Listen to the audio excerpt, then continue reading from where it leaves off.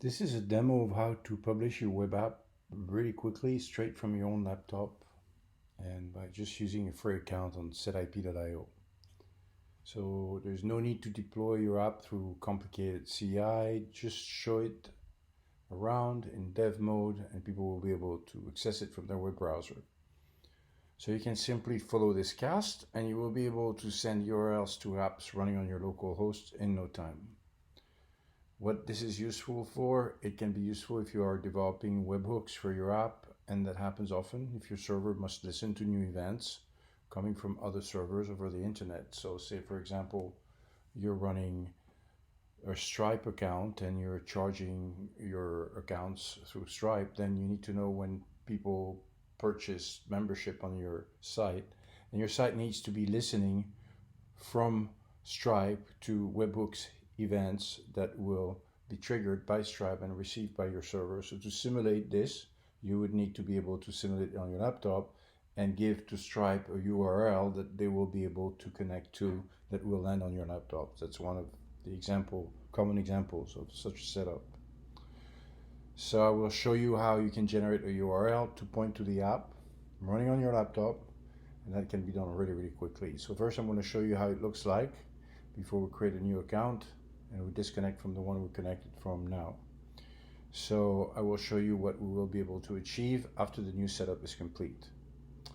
So we have right now an app running on our site, and that's the main setip.io site. So you can see the app allows us to log in, of course, but we don't really need to log in to show you what we're trying to do here now.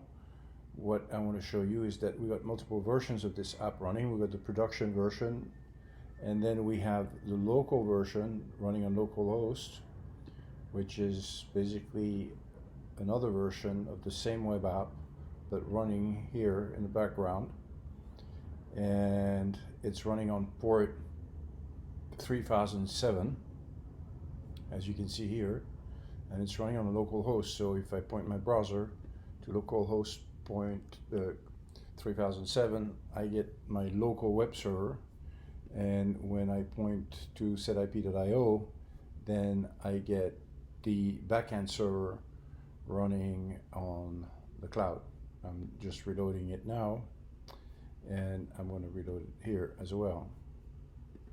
Those are pointed to two different websites.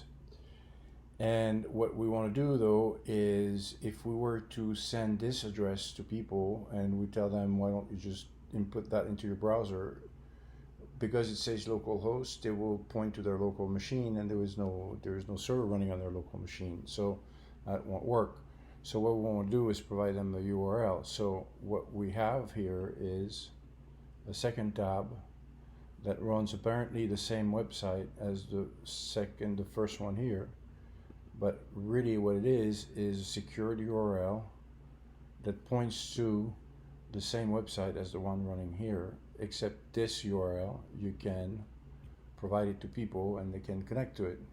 So if I reload that site here, it basically reloads the website that is running here. How do we make it that this local host here connects through this URL that is a public URL that you can provide anyone over the internet, and then they will go straight through your app here running on your local machine? So the way we do that is we make sure that we have our setip.io connection activated, and as we can see here, it is activated. So the question is now how we can do it on your own machine.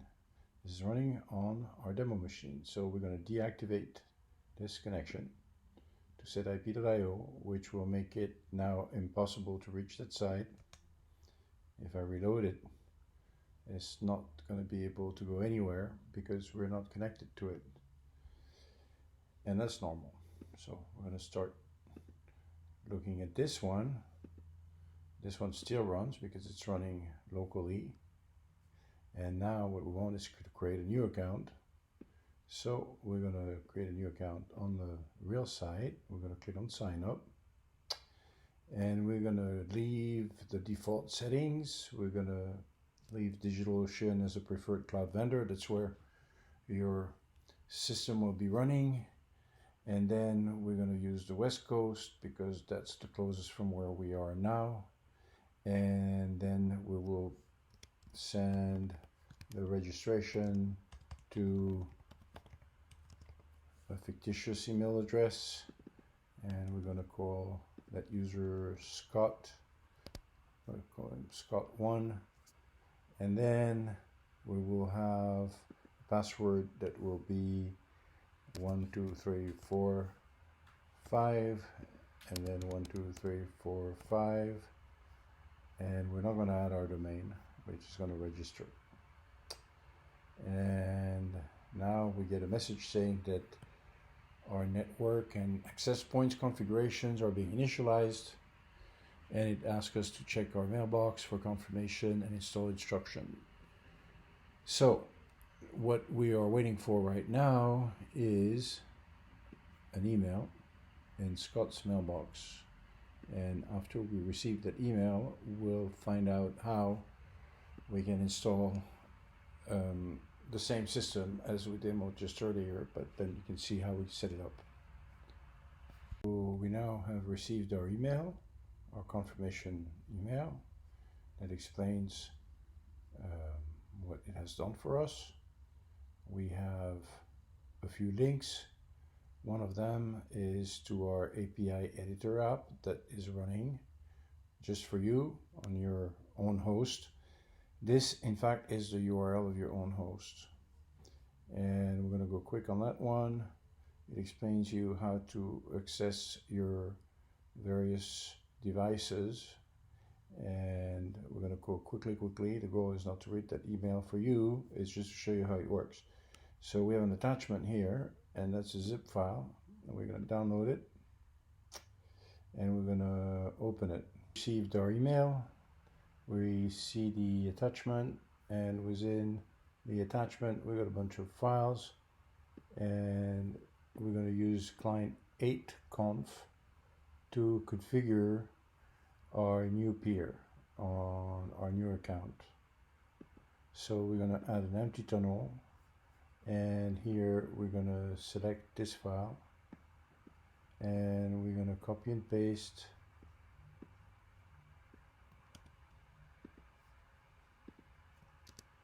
in the configuration for WireGuard the content of our configuration file, and we're going to call it client 8. We're going to activate our connection, and we should get pretty quickly access. As it shows here, we've got data received, data sent, which means good. That's how you know that your connection works. And then you have an IP address here. You see that IP address is different from the IP address you get from your internet provider. So now all you have to do to access your, we can close that.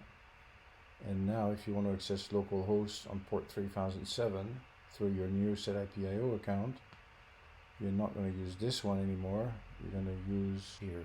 You will use. And this IP address sends you to your app running on your local computer here. It's exactly like this one up here, except this one you cannot give it around to people outside the internet, on the internet, and they won't be able to reach it, but this one they will.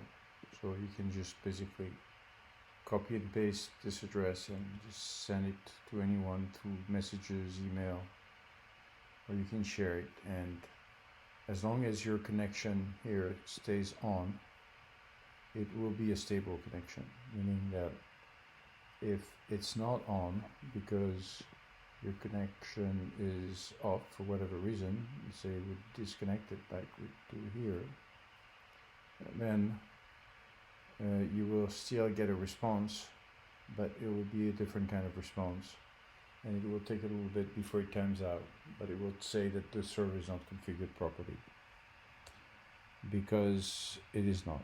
It is not connected to the back end.